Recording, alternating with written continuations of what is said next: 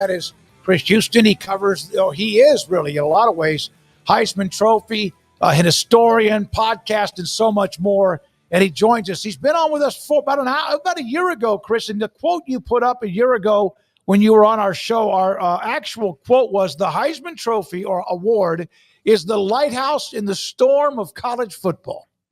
Yeah, it's, there's a storm brewing out there. There's conference realignment and transfer portals and all kinds of craziness, people losing their connection to the regional teams that are, in their areas. And so the Heisman has stayed solid throughout all that.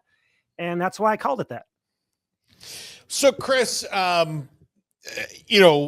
see, when you look it up, there's, the lighthouse, all these different things that you called it the last time you were on our show. Why has it been able to stand the test of time, maybe over other awards so much? Well, it started earlier than all the other awards. First of all, it started in 1935, so it had a lot of time to build up a reputation. And what's interesting, if you go back even to like the fourth or fifth winner, Davey O'Brien or Niall Kinnick, these guys were already talking about how prestigious the award was even back then. And that is because it had the veneer of the great John Heisman attached to it. Everything was done first class in New York City. And over the years, this sort of cumulative ritual of the Heisman entered the lexicon of college football. And they've done it in a way that the other awards haven't been able to do it. They've remained consistent. And of course, these players are legends. Was there anything unique about Travis Hunter that stood out to you in his particular award-winning year?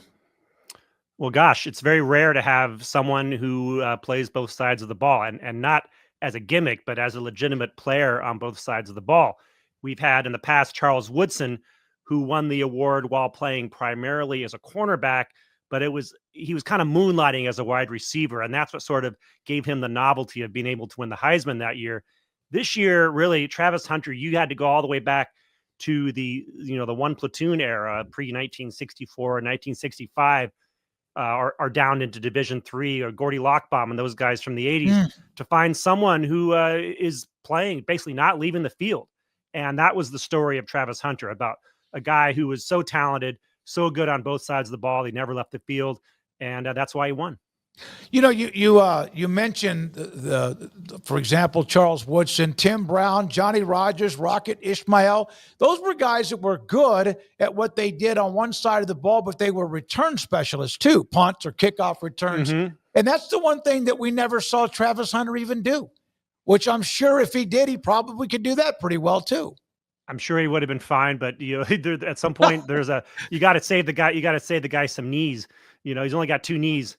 So I think probably in that situation, you don't want to overload him too much. The guy could handle both sides of the ball. But you're right. You touch on something interesting, which is that if you're a receiver, you generally have to also contribute in other ways beyond just catching the ball. And not because this is what the voters prefer or like. It's because when you are a receiver, there are ways to scheme you out of the game if you're not already returning punts and kicks. So if you're someone like Desmond Howard, who is maybe double teamed or has a safety up top, and he only catches 3 balls for 19 yards in a game, he can change the game otherwise with a punt return.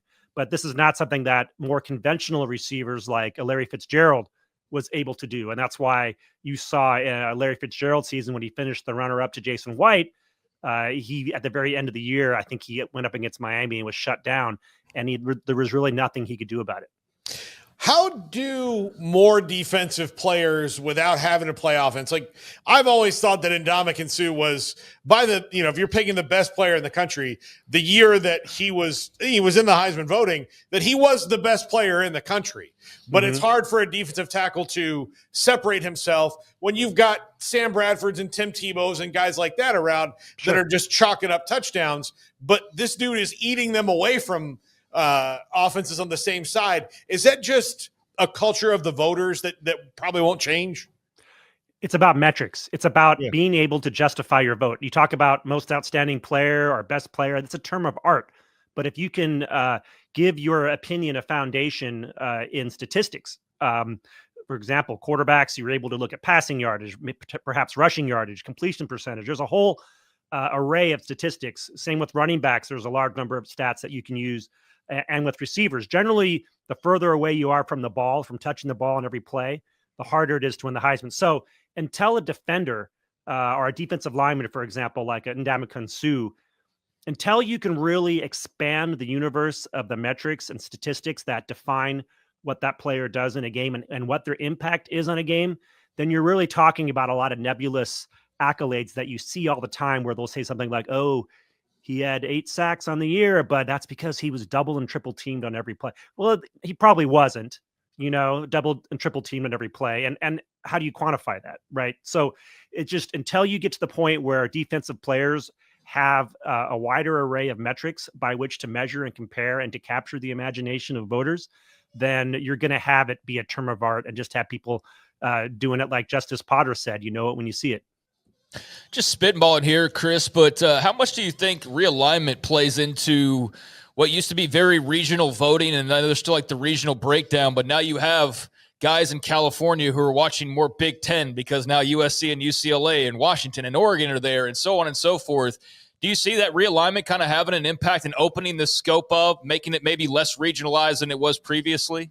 What do you want? What's that really good non-alcoholic beer I keep hearing about? Do you have that really great non-alcoholic beer that I keep seeing? Do you have a non-alcoholic beer that actually tastes good? It's athletic. You're holding it. You mean athletic? You're looking at it. I think you mean athletic.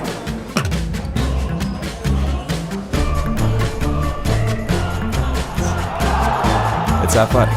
Ask for it. That's a great question. It's probably too early to tell what the impact is on that because it's really only been one season of that. But in theory, you would have more people in the Midwest seeing more players on the West Coast from Washington, Oregon, USC, UCLA, and vice versa. So it seems like that would certainly have a potential impact on the votes going forward. And I think certainly giving more people the chance to have an interest in a game is, it's like one thing to look at a game and kind of have it on the background or kind of to be watching in a sort of dispassionate way. And it's another way to actually know something about one of the teams playing or to have maybe a rooting interest in it and then see them play another team. And then along the way, you see one of those players on that other team and you think, wow, that guy's pretty good. There are a ton of voters. I'll never forget when Robert Cessna reached out to me and asked if I would be a Heisman voter. And there's a lot of responsibilities with that, and it's been an honor to be a part of it. How many is too many? Well, the number of voters has fluctuated over the years. It's, at one point, I think it got to as high as like 1,200 voters. Right now, it's around 828, and it fluctuates depending on the year, just one or two votes. But I do think that one thing the Heisman is looking towards is trying to perhaps whittle down the number of voters down to a more core constituency of people who really follow the games. So I think that's something that's perhaps, on the burner for them, but it's just something they haven't gotten around to doing just yet. Chris Huston with us, Heisman. You do a podcast, and it's I do really. I do the podcast. I do the official Heisman Trophy podcast. You are with the Heisman. You're a historian. You do the podcast. How much fun is that? And all of the names and players and history and tradition you have to pull from. It's pretty amazing. The number of incredible historic players that I've interviewed, whether it's Ricky Williams or Tim Brown or just Travis Hunter last year, Jaden Daniels the year before. I'm interviewing the best of all time, not just current players, but former winners, I should say. And it's really remarkable. Barry Sanders, right? It's like I had a good 45 minutes with Barry Sanders and just getting the chance to really delve into his 1988 season, which I followed very closely as a senior in high school at the time. But I still remember it. Luckily, I have a steel trap memory for some of it. So that comes in handy when you're talking to some of these all-time greats and you can just really say, hey, what happened on that one play? And it tends to disarm them a bit. But it's really fun for anybody out there who is interested in college football, Heisman Trophy in particular, but we also cover a lot of general college football issues, and we'll do more so this year.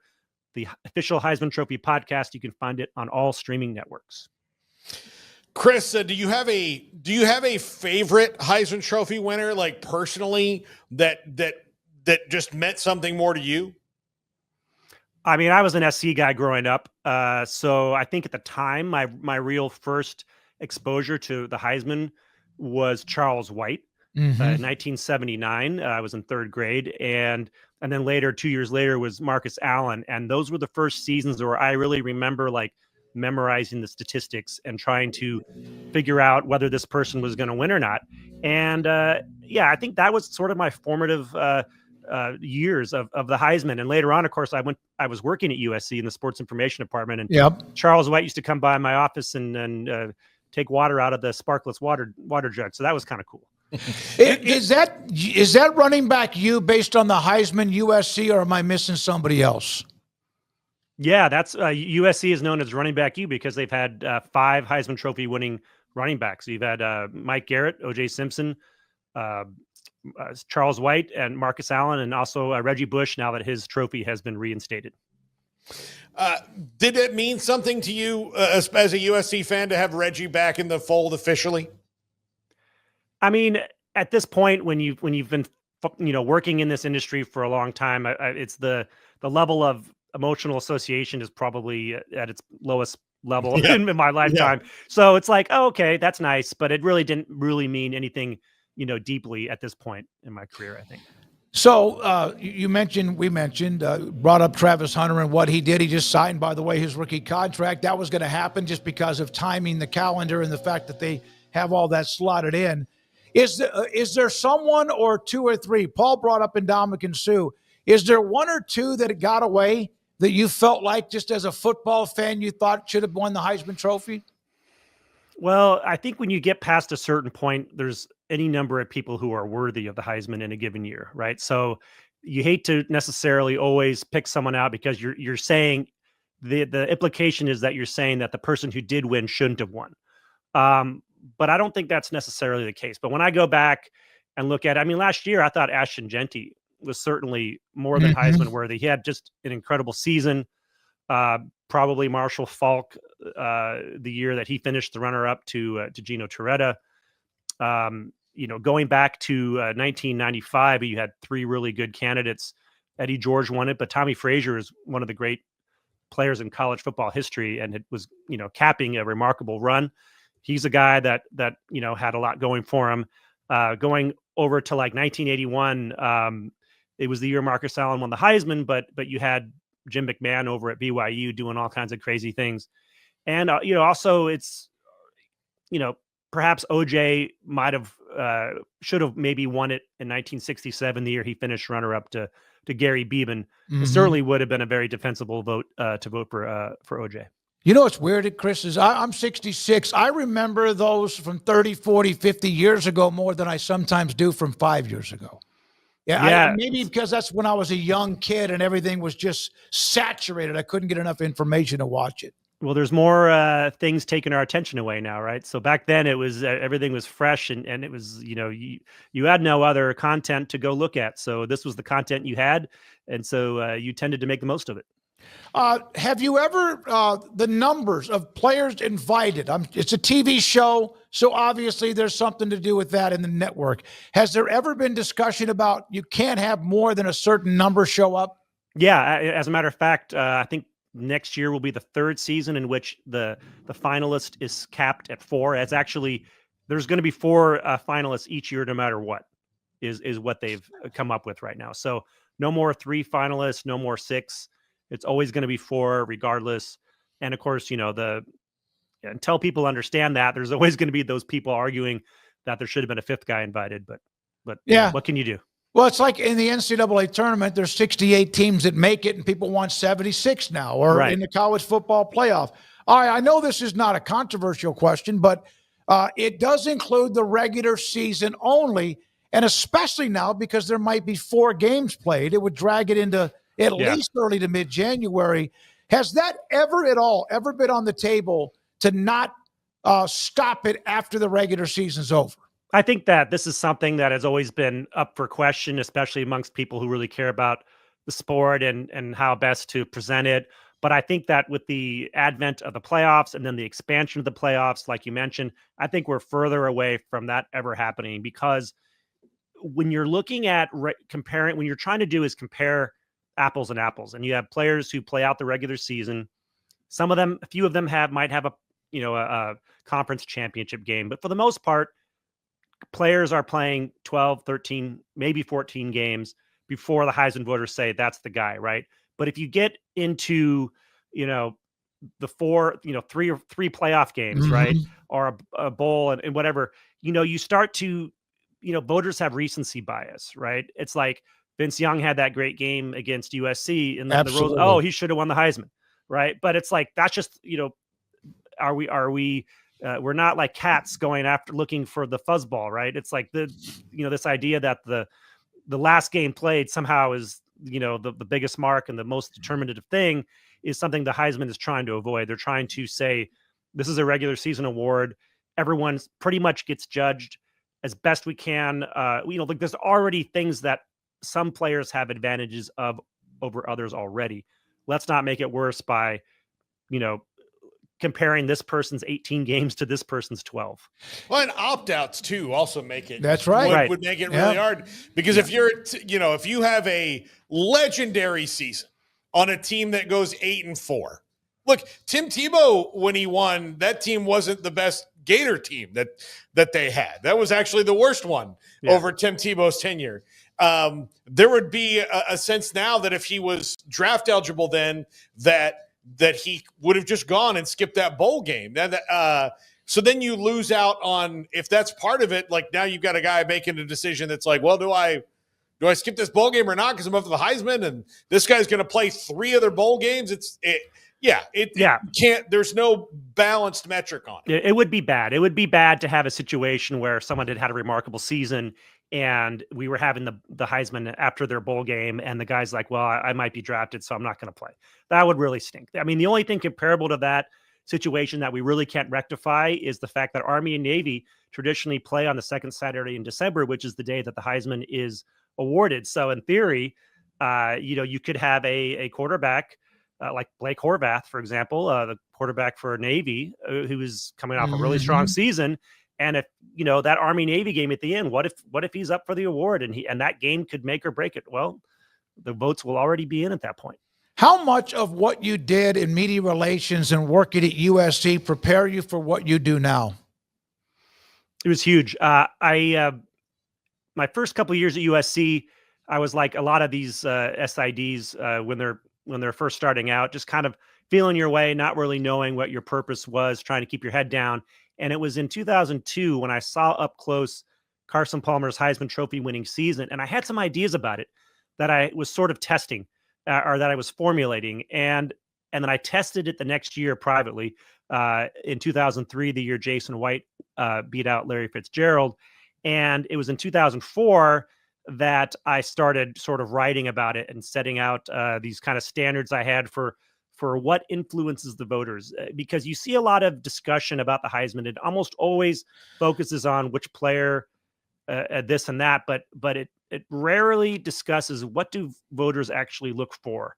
I see Arch Manning is being portrayed as the Heisman front runner. I don't really think that's a very good pick right now, because it assumes that voters just go for name, and that's part of it, but it's not all of it. So I think that if more people thought about what do Heisman voters look for when they're choosing a Heisman Trophy winner, then we would be able to then look at the field and say, oh yeah, this guy is a better shot than this other guy. Did you or do you have any input on who appears in the Heisman House commercials? Nope, none at all. That's purely, that's all Nissan's doing. They pretty much run that, but I do think that there is, some guys that the Heisman tries to suggest or rotate in there, but no, nothing to do with it. Wish I did. They're missing out on Jameis. I mean, the funniest Heisman Trophy winner of recent memory would be in the RG3's our buddy. He's great in those things. Everybody's really good in them. Yeah. But I think they're missing out on Jameis not being in there. That's a good point. I might have to do a segment this year on who are the funniest Heisman winners. Yeah. Yeah. Is there one player, last question, Chris, again, thanks, appreciate your time. Sure. Is there one Heisman or even finalist that just was someone completely opposite of who you thought they might be, or someone you just like, man, this is as good as it gets? You know, it wasn't because I thought he was the opposite, but talking to Dylan Gabriel last year at the Heisman, wow, that kid was very impressive. I mean, he's been in college football for 7 years or 6 years it was. You know, he spent a long time in college football. But I was able to ask him about a lot of things I've been wondering, namely about how are offenses affected by the fact that you might see a quarterback going and several other players shifting teams from one year to the next. One of the things that Pete Carroll told me when I worked at USC was that it's very easy to shift your defense in season, or with offense, you have to have it all done. You can't redo your offense. So it's basically, you bring in a quarterback and I was surmising to him that the reason for, if you look at the kind of the offensive production in college football, it's kind of leveled off these last 2 or 3 years. It's everyone runs the spread now. So everyone's, there's not as much surprise anymore. And then you compound that sort of that defensive familiarity with these quarterbacks and other players who are, popping over from one roster to another, which means that you've got to learn the system. You got to learn the offense. You got to get familiar with your teammates. You got to feel comfortable. Maybe you've got a fresh mill in your pocket, and maybe you're not as focused as you might normally be. Maybe you're having more fun. So it's like, these are all elements that I think have contributed to sort of like this struggle of offenses lately. I mean, you look at Ohio State last year, they had talent galore, but they had some times where they looked pretty clunky, and so I asked Dylan Gabriel about that, and he's like, yeah, that's exactly it. And so, just like his sort of like self-awareness to sort of, he's been following this, and it's very interesting to him. So he's a very interesting guy to talk to. We started out by saying, you talked about how you're the trophy is the lighthouse to college football with all the madness. Will anything, if you go to a super conference setup in the future, will that affect who is eligible for the Heisman Trophy?